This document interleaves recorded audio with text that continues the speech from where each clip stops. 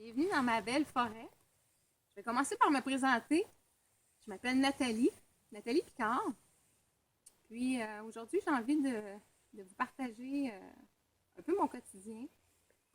En fait, il n'y a pas si longtemps que ça, j'ai eu un diagnostic de cancer, puis j'ai choisi de m'auto-guérir.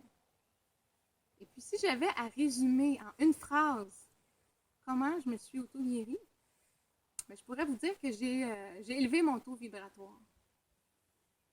Et c'est quoi ça, le taux vibratoire? Alors, comme Albert Einstein a dit, tout est énergie, tout est vibration. Même la matière, notre corps physique, en fait, c'est de l'énergie qui est coagulée, de l'énergie qui est à très basse vitesse. Donc, moi, j'ai augmenté cette vitesse d'énergie-là. Puis, il existe vraiment beaucoup de façons d'augmenter le taux vibratoire. En fait, il n'y en a pas une qui est meilleure que d'autres, mais il y en a qui sont plus rapides, il y en a qui sont plus intenses. Et j'ai envie de vous partager un peu à chaque semaine des façons d'augmenter votre taux vibratoire. Ce que je peux vous dire, c'est que je ne suis pas une scientifique. Ce que je vous partage, c'est simplement et humblement mes expériences, parce que j'ai développé à travers mon cheminement d'auto-guérison une très grande sensibilité.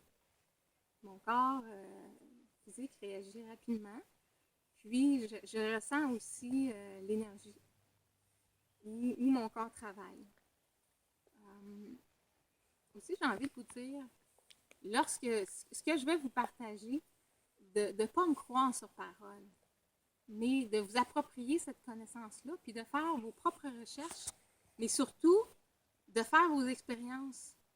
Parce que la véritable connaissance, à mon avis, c'est vraiment par l'expérience, par le vécu qu'on l'acquiert. On aura beau lire tous les livres, une foule de livres, on aura beau regarder plein de vidéos, des documentaires, lire tous les articles scientifiques. La véritable connaissance, c'est vraiment notre expérience. Donc, chacun a sa propre vérité. Moi, je considère pas détenir la vérité. Je pense que chaque personne est différente. Chaque personne a des besoins différents. C'est pour ça aussi que on est le meilleur médecin pour nous-mêmes. Il n'y a personne qui nous connaît comme on se connaît nous-mêmes.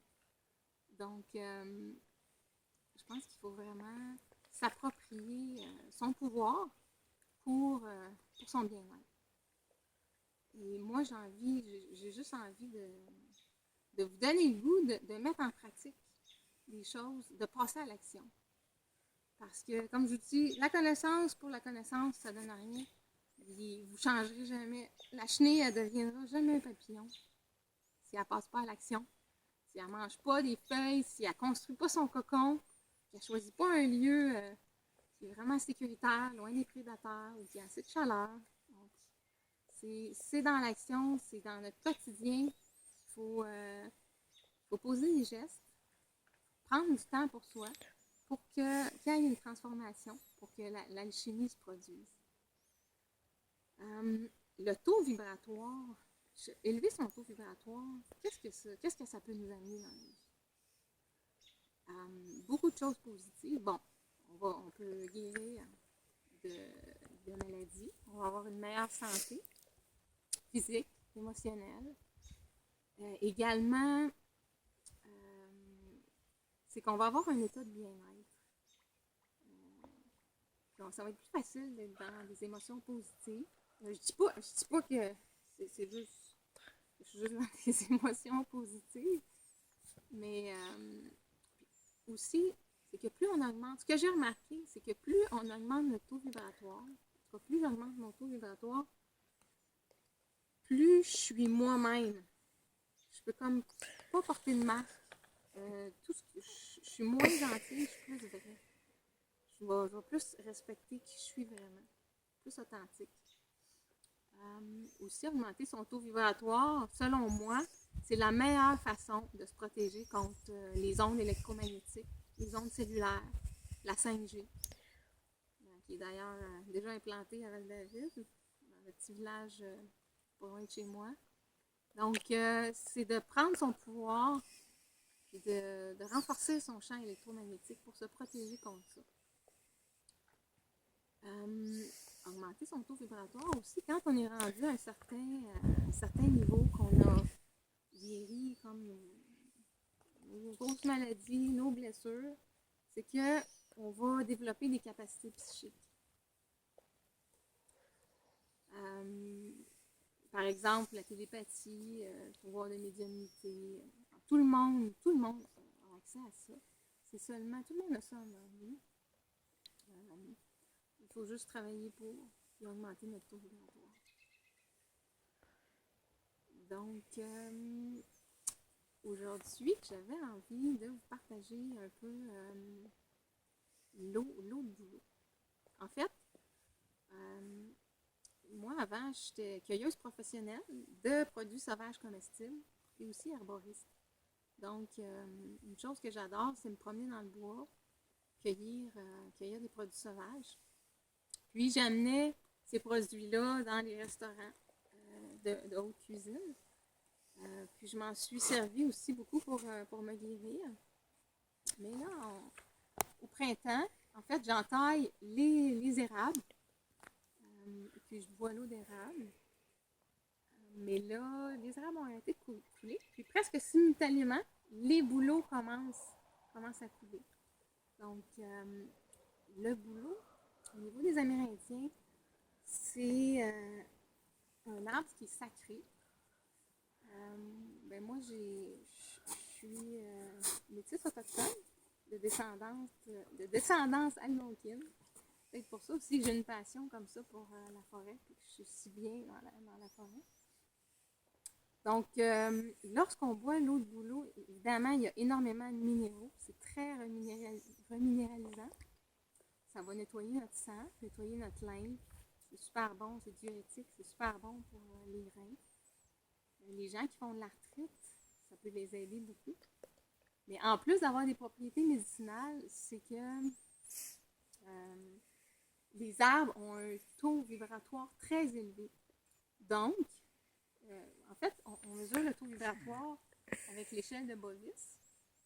Bovis qui était un physicien.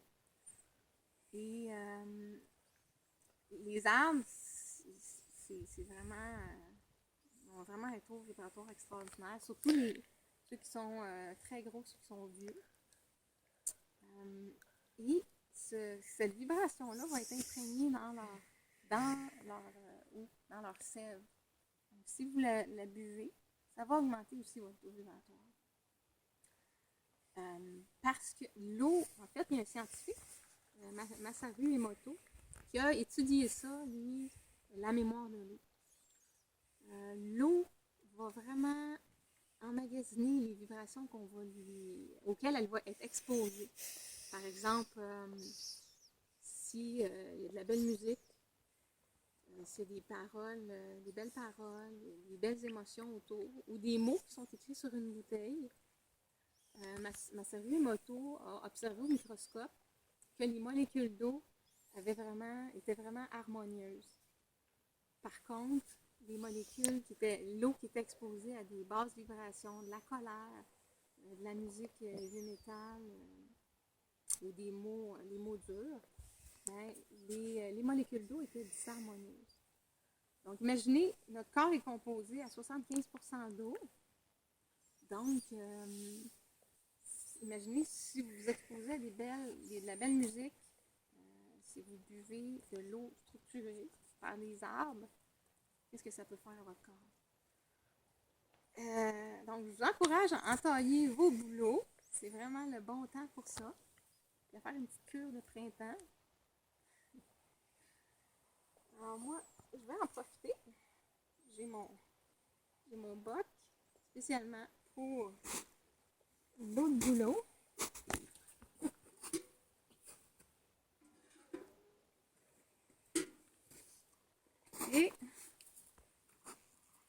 à votre santé, à votre bien-être.